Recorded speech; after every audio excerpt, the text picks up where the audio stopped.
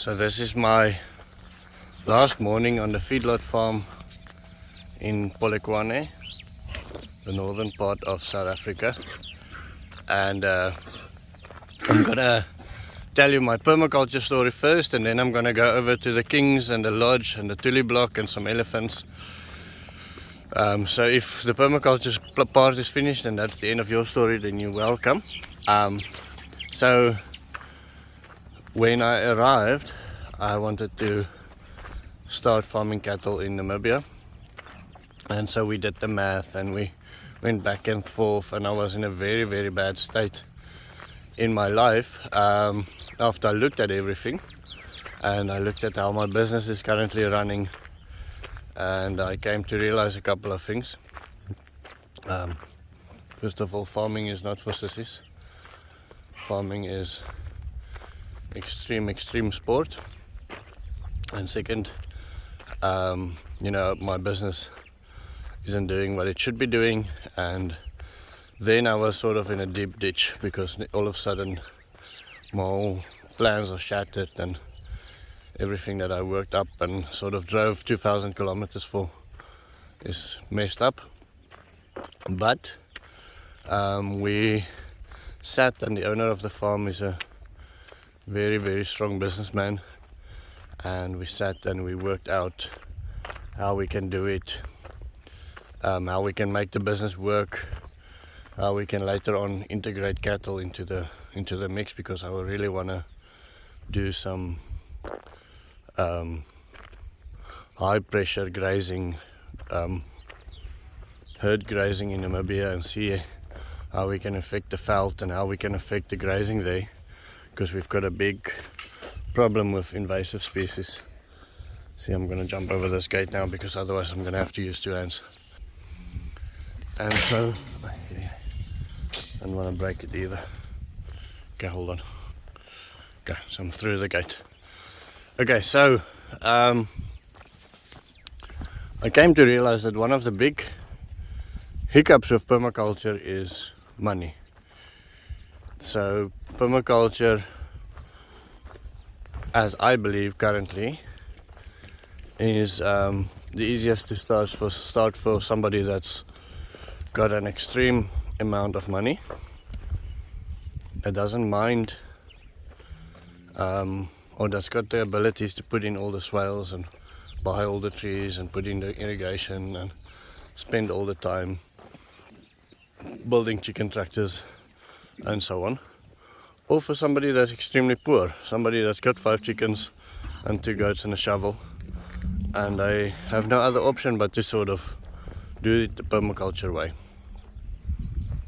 But when you are just above extreme poverty, you've got some other form of income, then it becomes really difficult, because you sort of go through a dip when you start doing permaculture. You have to take resources from your lifestyle and build a swale and build a chicken tractor, buy some chickens, and one chicken tractor isn't an economical unit. It doesn't make sense to have one chicken tractor. You can't unless you just want to feed your family, but then you go back to subsistence farming.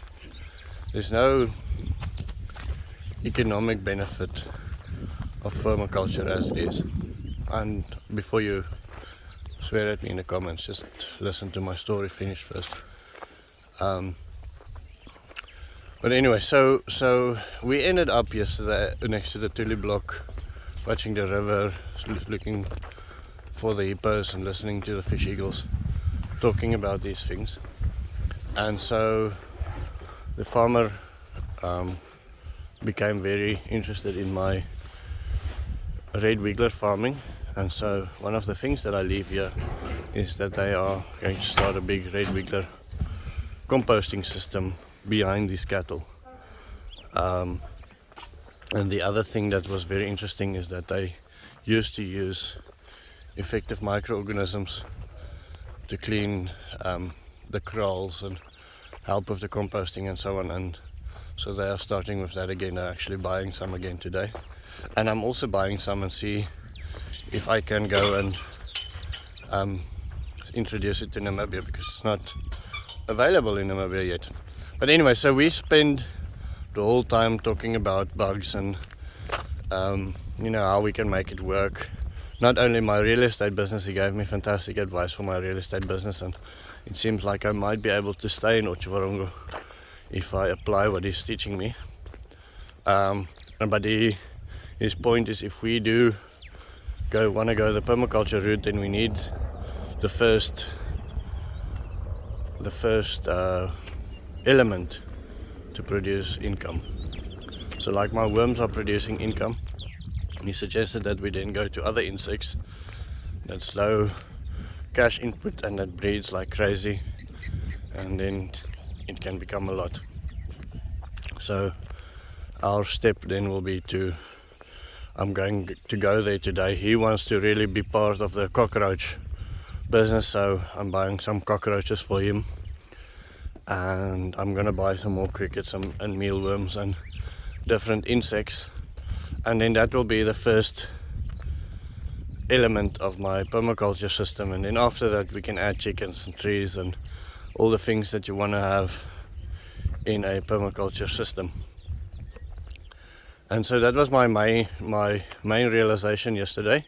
Just to sum it up quickly, is you have to sort of, if you want to have a big permaculture system on scale, you either have to have money or start with one part that makes enough money then to bring the next. So you have, it doesn't have to be insects, but in this case insects, and that makes enough money to then buy the trees, to then dig the ditches and the swales, to then feed the chickens, and then the chickens clean behind your sheep or your cattle. So you start with one element, make that big enough and successful enough, and then add the rest. We also spoke about adding chickens into these kraals, because obviously this is high manure, high cleaning, high flies and all of that, and so that will become something like Joel Salatin's polyculture polyface farms, where there's chickens then between the cattle. So although that's not a full permaculture farm, that is already, I believe, a step in the right direction. And in this part here will be planted now with Lucina. I showed them the Lucina tree, and they have plans for other big trees, marulas, and some native species as well. They have also recently planted hundreds and hundreds of acacia trees next to the Akuli farm, and then that will be a very nice integration with the red wiggler farm that they're also going to start there. So I'm going to Polokwane today. It's about 80 kilometers, but it takes a little bit more than an hour to drive there, to go search for red wigglers for them, and they're gonna start with that. And then I'm gonna drive 500 kilometers to Johannesburg to go see one of the bigger bug suppliers in South Africa, to see how we can do something in Namibia. And so that, hopefully that will be in the next video. Right, and so for now that's the end of my permaculture stories. Quickly want to tell you about our trip yesterday. So we left the area where we are now is called well, it's just north of Polokwane, so I forgot the name now. But I realized something. Mora, how are you today? Good, good. Nice and cold today, eh? It's not cold too much. Yeah. And so I realized yesterday, you know, I grew up in Pretoria, which is about 3 hours from here, and we always knew about the Zulu king in KwaZulu-Natal and some kings in Lesotho and so on, but you never hear about the kings of this area. And so yesterday when I started speaking about the local king that's good friends with them and that they get along with well, I googled, and I saw that according to Google there's only about 7 kings left in South Africa, but in reality there's quite a lot more. Just on our trip yesterday we drove 120 kilometers, but it's one way. But it took us almost 4 hours because the roads are so bad. Into Botswana, into the Tuli Block. And so just in this area there were three different kings. And so the one close to here, his story is quite interesting. He doesn't live like a king, except for the traditional respects. When the black women enter, they have to crawl on their knees, and then the white women, he doesn't expect them to crawl on their knees, but they have to wear long dresses and, you know, have all of those respects that you would normally have for a king. Except for those things, he lives a very humble life, and his whole world is focused on serving his people. He doesn't care about the money. Obviously he's wealthy beyond comprehension, owns millions of hectares of land, and all his land is given out on 99-year leases. So he's wealthy beyond comprehension, but he doesn't care. He lives a very humble life, drives humble cars, doesn't have all this political hoo-ha that you would expect. Just want to turn the camera around again quickly. I walked quite a distance now, and so this is what the bush looked like. But anyway, and so his whole purpose is serving his own people, which is refreshing for these people, for me to hear about these kings. And yeah, so that's the story of this king. But then we went closer to the Tuli Block, and we passed a place where they call the Blauberg, the Blue Mountains. And in these mountains there's these high cliffs, like serious high cliffs. And so the story of the tribe there is that one of their things that kept them alive, you know, hundreds of years ago when the white people came, and before the white people came, they were in very serious fights constantly with other tribes. So one tribe would come, rape and loot and burn everything to the ground, and then the people staying there would have to recover and rebuild and replant. And so one of the methods that they found of surviving other tribal attacks is putting their seeds. They trained their own people to climb up these hills, up these cliffs, and they placed these seeds in built clay silos, you can almost say, on these cliffs that is there where you cannot almost imagine anybody can move. And so they placed their seeds there, so when after an attack would come and everything is burned to the ground, the opposite tribe wouldn't be able to burn or find their seeds. And even if you can find them, if you can see them, you cannot get to them because they are so high up.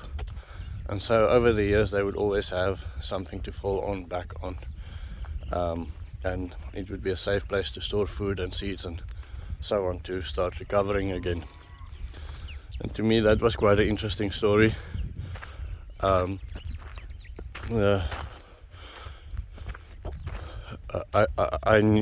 know in Europe there was places with high cliffs and people climbing high cliffs and so on, but I never knew of a black tribe that was famous for climbing mountains.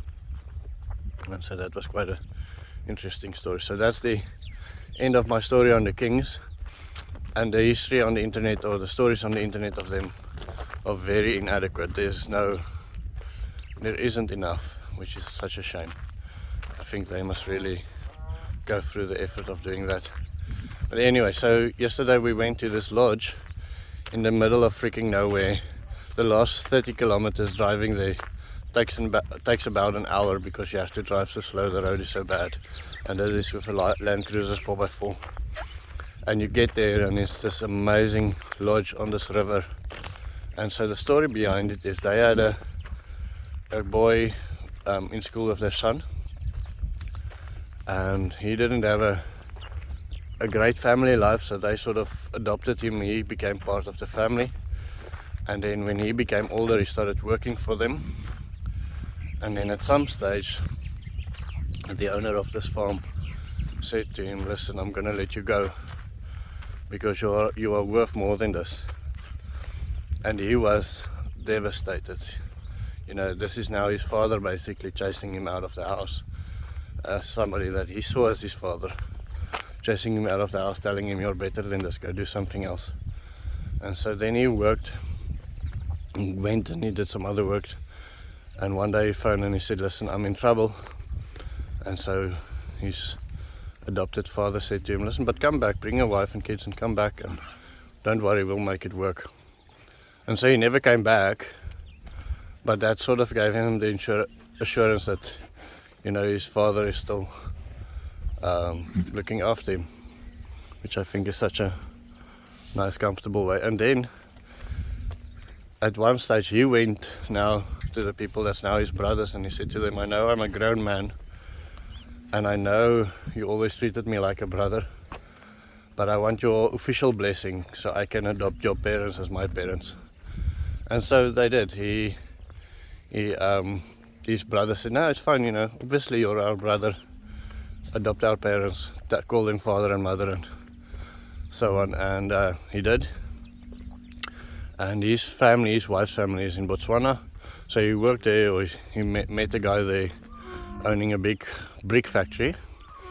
The guy said to him, "Listen, I own this land in the Tuli Block, I don't have time to do it, but if you're willing to put in the hours, we can build something there." So there was 6 little campsites there, and he started off with a pickup truck and a trailer, and he started moving bricks there. And today there's a big conference center, and all of the big companies from across the country come and have their weekends away there.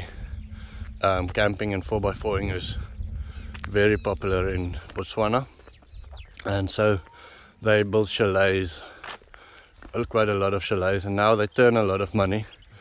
They put up hectares of citrus lands, and if you look at those mountains and mountains of rocks that they moved just to make the citrus work, it's quite impressive. They built reservoirs, they did really some amazing things. And so I'll overlay some images of, not of the chalets because I wasn't there really, I just drove past there, but some of the elephants and some of the campsites where we went and had lunch yesterday. And that is the end of my race. Quickly, it's coming up there now. This is me, I'm jumping in my car now, driving first to Polokwane to organize the red worms and to speak to one pet shop owner there, and then he's going to send me to his supplier on the other side of Johannesburg, so I can buy some bugs and go introduce them in Namibia and start a bug system there. And that is the end of my story. I will update you again in a couple of days, and I hope you have a wonderful day.